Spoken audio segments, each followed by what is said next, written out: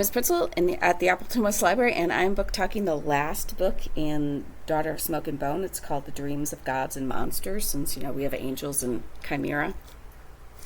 Angels think they're gods, and the chimera are supposedly monsters, but they're not.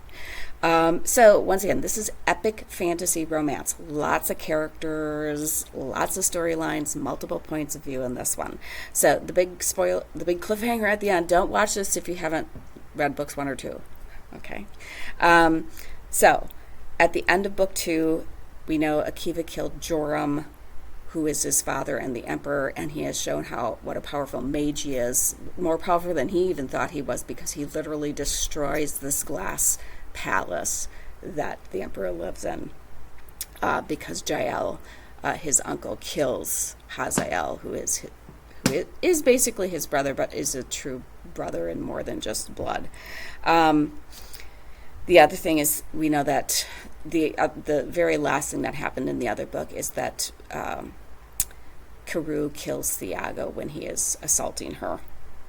So what we find out in this book is that, yes, she killed Thiago, but Ziri is the first to find her, and Ziri is now the soul that is in the body of Thiago. So he has to pretend like he's Thiago.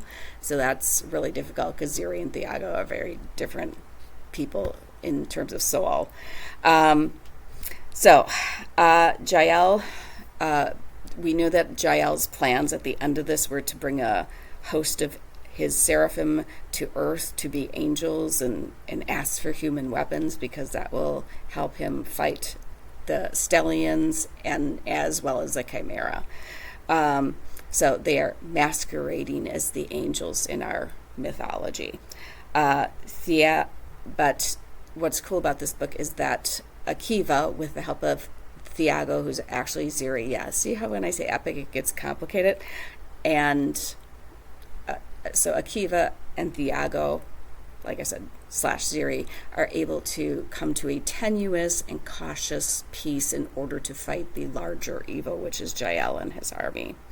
Akiva and Carew are planned to go back into the human world in order to stop Jael and get him back into their own world. This book is filled with battles, but also betrayals and romance for multiple characters.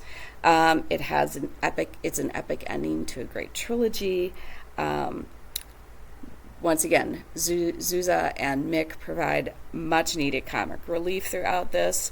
And we learn more about Akiva's Stellian heritage, because throughout the series we were told he looks different than the other angels. He has dark hair and he has these flame gold eyes, because that comes from his mother's side of the family, and she was Stellian. So we learn a lot about that. It is an epic romance, as I said, but the ending's going to make you think that all is lost, but it's a romance. We can't have that. All right. Once again, I do recommend this for anybody who wants a book with multiple characters, just this epic story. All right. If this is not what you're into reading, I'll help you find something else. Have a fantastic day. Keep on reading.